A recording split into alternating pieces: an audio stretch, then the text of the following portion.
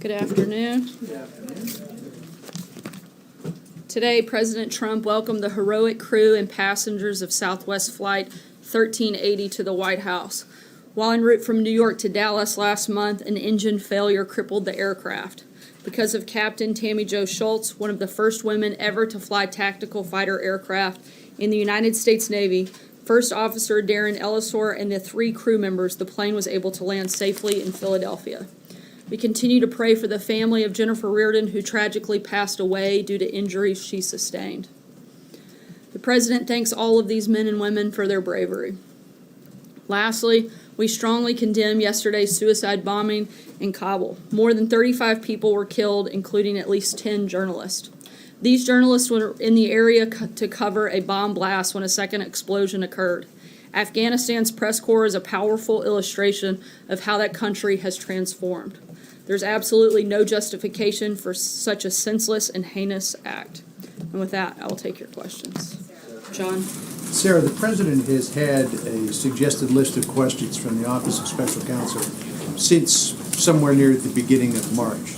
We know that the Special Counsel wants to look into some 50 different areas of inquiry. Has the President had a chance to review those questions, digest them, and what does he think of the line of questioning? As with all questions of this nature, I would refer you to the President's outside personal attorneys, Jay Sekulow and Rudy Giuliani. Hey, Sarah. Sarah, can you tell us what the President's level of confidence is in Chief of Staff Kelly, and is he under serious consideration to be the next nominee for the Veterans Affairs Administration? No, he is not being considered as the VA Secretary. Both the President and the Chief of Staff are very happy with his position that he currently holds, which is Chief of Staff to the President at the White House. And I would refer you back to General Kelly's statement that he put out yesterday, specific to the comments, the allegations about comments that he'd made. I spend more time with the President than anyone else, and we have an incredibly candid and strong relationship. He always knows where I stand, and he and I both know this story is total BS. I'm committed to the President, his agenda, and our country. This is another pathetic attempt to smear people close to President Trump and distract from the administration's many successes. Ask you about Iran, Sarah. You described it, or the NSC last night described it as a clerical error, but it was a significant editing error that has policy implications. Can you state from the podium what this White House believes is the current state of Iran's pursuit of a nuclear weapon, and if it's in full compliance with a joint comprehensive plan of action as the IAEA has said it is? We think the biggest mistake that was made was under the Obama administration by ever entering the deal in the first place. The typo that you referenced was noticed, immediately corrected, and we are focused on moving forward on the safety and security of our country. But you assert what that says, that there is no current program in Iran, and that it is in compliance with the deal, at least as it's negotiated, correct? Well, the problem is that the deal was made on a completely false pretense.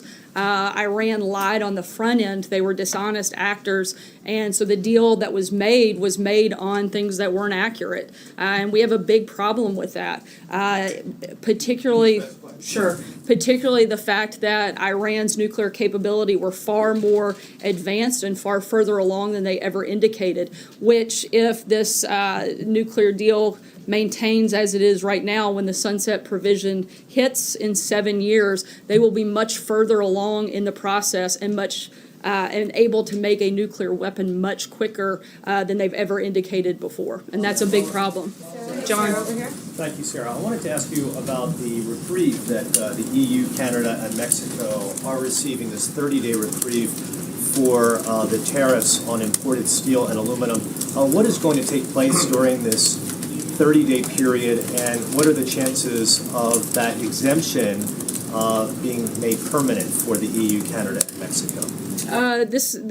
We are extending those negotiations because we've seen some progress. I'm not going to get ahead of what that may look like, but we have 30 days to continue in those negotiations and hopeful that we can get something that works for everybody. If I may, I just wanted to ask you about something that took place last week involving the President's personal attorney, Michael Cohen. He, in court documents, asserted that he would assert his Fifth Amendment rights in the Stormy Daniels lawsuit, which was filed against both him and the President.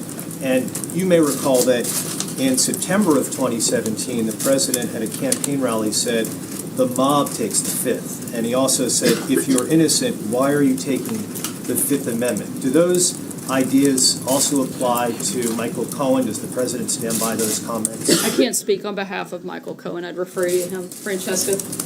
Thank you, Sarah. On those list of 44 questions, the president said today that the leak was disgraceful, but a former assistant to special counsel Robert Mueller has suggested that the White House was behind the leak.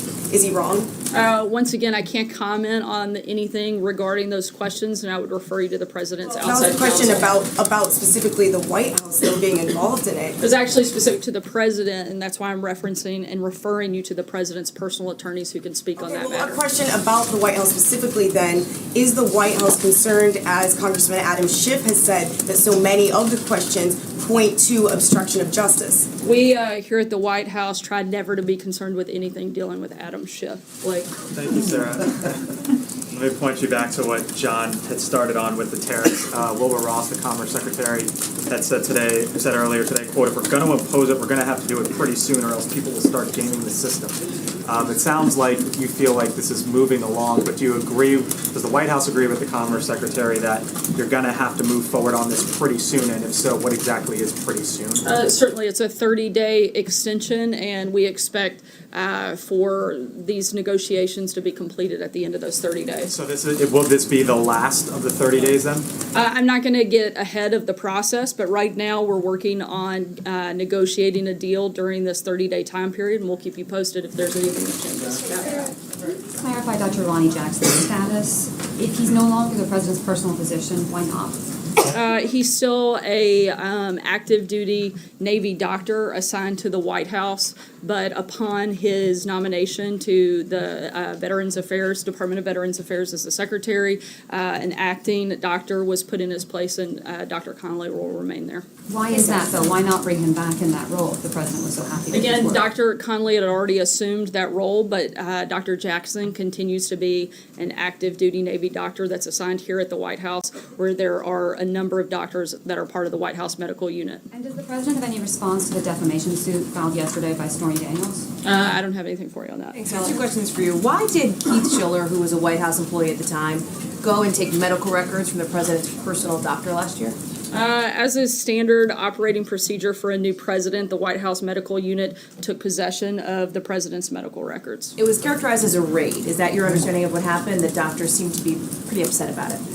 No, that is not my understanding. And my second question, Sarah, just relates to the... Actually, this is your third question. No, thank you. You talked about, you made very clear you don't want to get into this list of questions from the New York Times, which is fine, but the president has tweeted about it. He's talked about how none of these questions relate to collusion, but that's not true. Over a dozen of them do. We've talked about accuracy from the president in the past. Why is he mischaracterizing these reports? Once again, I'm not going to get into the back and forth on matters involving the special counsel, and I would refer you. Involving the special counsel, that's the point. It certainly has implications with the special counsel, and I'm not going to get into a back and forth on it. I refer you to the president's personal attorney. Sarah, just to follow up on Hallie's first question, there are some today who are essentially saying that what has happened with the president's former personal doctor was a burglary. The way Keith Schiller busted in and I essentially... don't know if some, I think there's one, but not some. Well, what's your response to that characterization? Once again, that it would be a standard procedure for the president and newly elected president's medical records to be in possession by the White House medical unit, and that was what was taking place, is those records were being transferred over to the White House medical unit as requested. If I could ask a second question, there are some allies of the president's up on Capitol Hill who are apparently drafting articles of impeachment for the Deputy Attorney General, Rod Rosenstein. Is it the president's belief that Rod Rosenstein has either committed a high crime or a misdemeanor? I'm not aware of any belief of that. Does the White House then not endorse that drive? Would the White House call on these members not to pursue that? I haven't seen the specific document, but we don't have any personnel announcements, and we're continuing to move forward with the Department of Justice. Sarah, there are two questions. There are questions percolating about James Shaw Jr. And the president. The president has he called him? Is he planning on meeting with him? He's talking to heroes. He had the heroes of the Southwest flight in the Oval Office today. You said something about James Shaw Jr. last week, but is the president himself going to reach out to him? Will he come to the White House? My understanding is that there has been an outreach effort to bring him here to the White House, and I'll keep you updated on that as I have more information. Okay, and second question. Payoffs, hush money, Russia trolls, Facebook, WikiLeaks, DNC had Comey email investigations on the eve of the election, allegations of collusion. Do these issues give support to those who say, who offer questions about the president's legitimacy? I'm not sure I followed the question, but I think the fact that millions of Americans came out and voted for and continue to support this presidency makes him pretty legitimate. Steve? Sarah, the 20 announcement yesterday, how is that affecting the president's thinking about what to do about the Iran nuclear deal? Certainly the fact that the deal was made under false pretenses is problematic, but the president's been very clear that he thinks the deal is one of the worst that we've ever seen, and we'll keep you posted when he's made a final decision on that front. When did the president first hear about this? Was it in early March when he spoke to Prime Minister Netanyahu?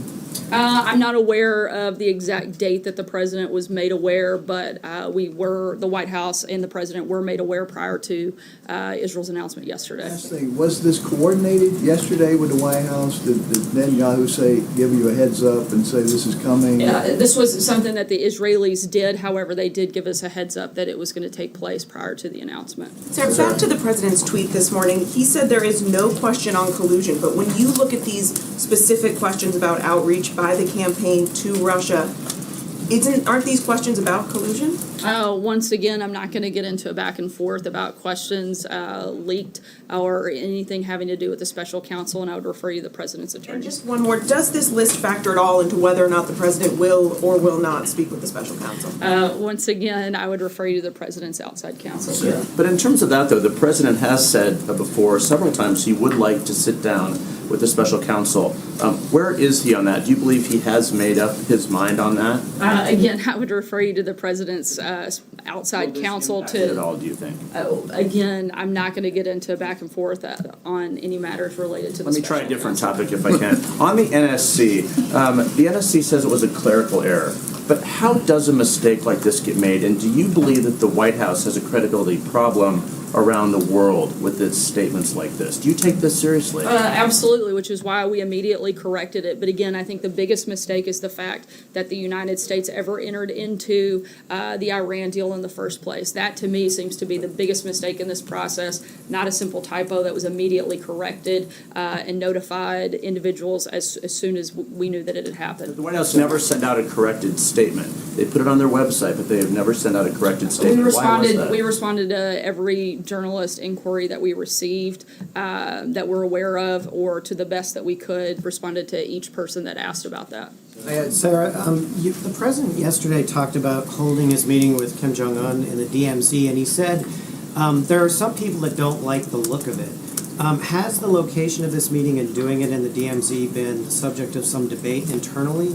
And what qualms might some members of the staff have about holding the meeting there? I'm not going to get into the deliberations on this at this point, but the list has been narrowed, as the president said, and we expect to have an announcement on that soon. Can I ask one more follow-up on Iran? You said twice now that the Iranian nuclear deal was made under false pretenses. But, you know, as is clear from the historical record, the U.S. and its partners made this deal with Iran precisely because they knew Iran wasn't truthful about its military nuclear program. So are you suggesting that back in 2014-15 we believed Iran?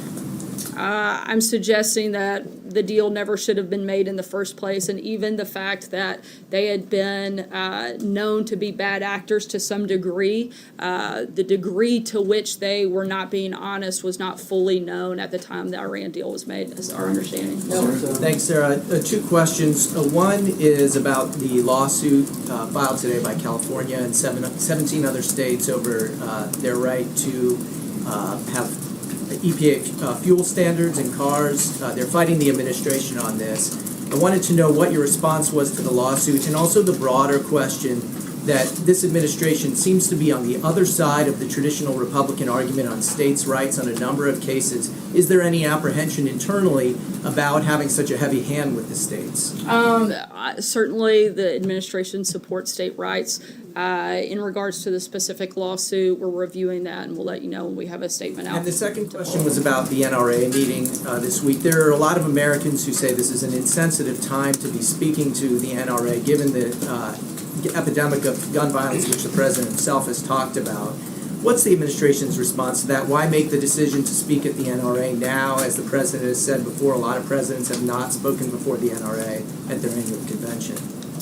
Certainly, as we have indicated on many occasions, safety is a big priority. Security is a big priority for the administration. But we also support the Second Amendment and strongly support it, and don't see there to be a problem with speaking at the National Rifle Association's meeting. Aisha.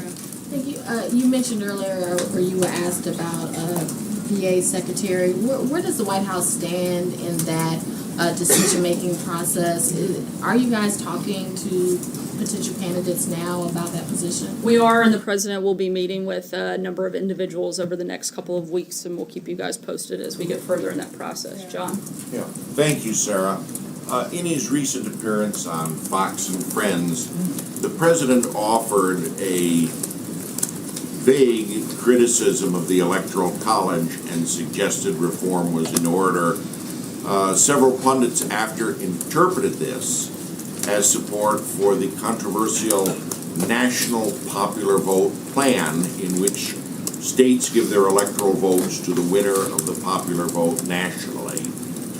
Is that what the president meant? Could you offer a more perspicacious definition of what he said that? I don't have any policy announcements on that front or something that we're looking to do, but certainly want to always look for the best way to preserve the integrity of our elections. Olivia, Also, sorry, was he aware that the Republican National Committee in May of 2011 had a resolution condemning that National Popular Vote plan? I'm not sure if he was aware, but I am pretty sure that the president is more than happy at times to say what he thinks is right, whether or not that there was a statement made many years ago contrary to that. Olivia? Thank you, Sarah. I've got a couple on foreign policy. You mentioned the Afghan attack.